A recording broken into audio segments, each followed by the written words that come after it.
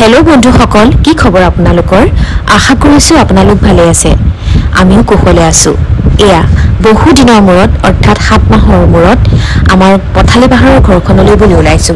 এইখন মোৰ শহুৰ দেউতাৰ ঘৰ নিৰ্বাচনী ব্যস্ততা আৰু বিভিন্ন কামৰ তাগিদাত আমি বিহুটো এবাৰ ঘৰখনলৈ যাবলৈ নাপালো মা দেউতাহঁতৰ লগত কথা হয় কেৱল ফোনতে হেহে আমি এবাৰ ঠিৰাং কৰিলো কেইদিনমান ছুটি লৈ আমি পথালি পাহাৰৰ ঘৰলৈ যাওঁ এয়া বেগ বেগেজ আমি এনেদৰে লগত লৈ লৈছো 11 বজাত যেহেতু ট্ৰেইন আছে হেহে অফিচৰ পৰা আহি লৰা লৰিকৈ ভাত কেইটা ৰান্ধি আমি 10 বজাত ৰেডি হৈ গলো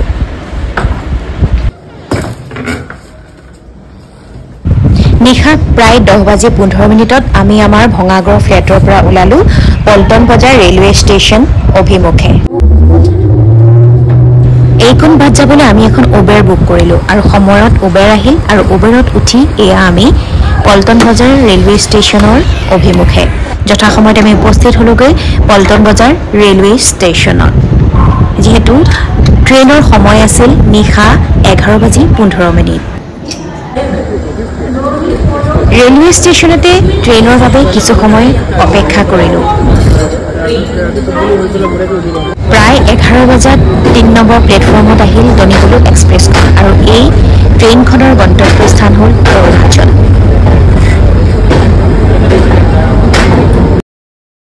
অত্যন্ত ভিৰ ফালি আমি আমাৰ ডবাটোৰ ফালে আগবাঢ়িলো আমাৰ ডবাটো আছিল B2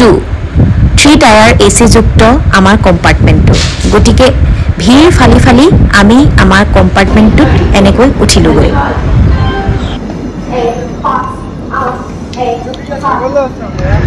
বাস জাৰ্নিকৈ ট্ৰেইন জাৰ্নি মই বেছি ভাল পাওঁ অৰ্থাৎ এই জাৰ্নিটো মোৰ বাবে বেছি সুবিধাজনক আমাৰ টিকেট আছিল 3 and 5 অৰ্থাৎ 3 মহলৰ সেই ওপৰৰ বিছনাখন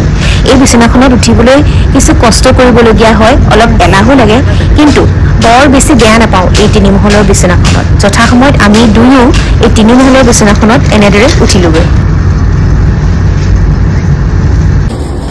লাহে লাহে ট্ৰেইন চলিবলৈ ধৰিলে আৰু আমিও বিলীন গলো নিত্ৰাদেৱীৰ কোলাত ট্ৰেইনখন যেহেতু 1 ঘণ্টা লেট আছিল গতিকে আমি পুৱা 4:30 বজাতে হাৰমতি ষ্টেচনত আহিলো চাওকচোন কিমান মানুহৰ ভিৰ কোনোবা যদি আহিছে নিজৰ আপোন ঘৰখনলৈ কোনোবা মিতিৰ কুটুম্বৰ ওচৰলৈ আন কোনোবা আহিছে কৰ্মসূত্ৰে নামিছে এই হাৰমতি ষ্টেচনত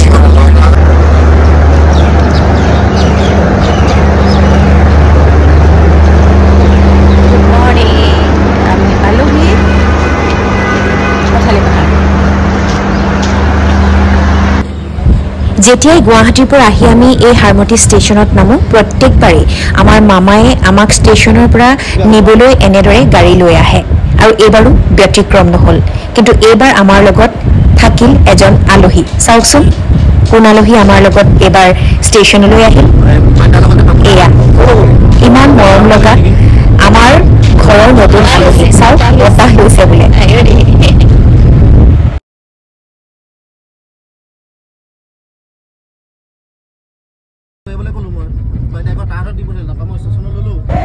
লখিমপুৰৰ পথালি পাহাৰৰ এই ঘৰখনলৈ আহিলে মনটো সঁচাকৈ বেছি ভাল লাগে নিজৰ আপোন মানুহখিনিটো লগ পাওঁৱেই সমান্তৰালকৈ চৌপাশৰ এই পৰিৱেশে মনটো উৎফুল্লিত কৰি তোলে চাওকচোন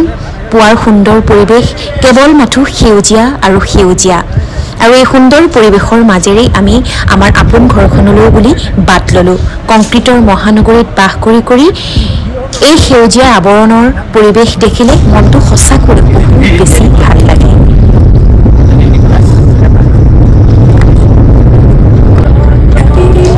হাৰমতি ষ্টেচনৰ পৰা আহি আহি পথালি পাহাৰ চেণ্টাৰৰ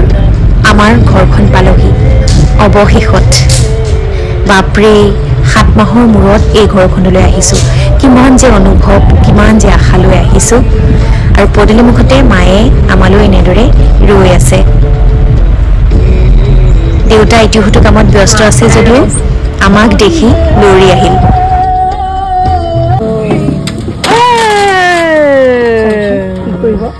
কালি মামীহঁতক চেলেকি তেলি ওচৰত উঠি তত নামো গছা নিঠা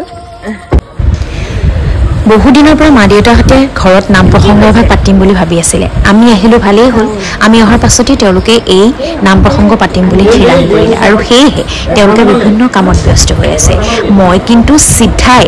মোৰ ৰুমলৈ গুচি আহিছোঁ, কাৰণ মোৰ ইমান বেছি ভাগৰ লাগিছে। ট্ৰেইনত মোৰ টোপনি পূৰ্ণ হ'ল, সেয়েহে ভাবিলোঁ যে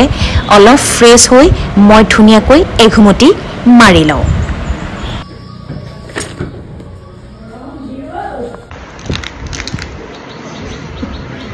ভোক লাগিছে,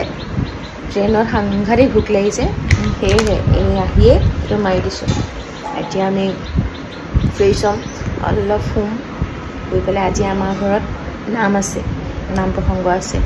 ৰাতিলৈ নাম প্ৰসংগলৈ সাজু হ'ম। ৰ'ব, এই চুকতে আপোনালোকক মায়ে কৰা ফুলনিখন দেখুৱাই লৈছোঁ। পূৰ্বতকৈ ফুলৰ সংখ্যা কমিছে যদিও ৰঙা গোলাপ, বগা গোলাপ লগতে জবা ফুলেৰে মনোমোহা হৈ আছে এই ফুলনিখন। আশা কৰিছোঁ আপোনালোকে এই ব্লগটি ভাল পালে। পুনৰ আন এটি সুন্দৰ ব্লগ লৈ আপোনালোকৰ মাজলৈ আহিম। তেতিয়ালৈ বিদায়, টাটা।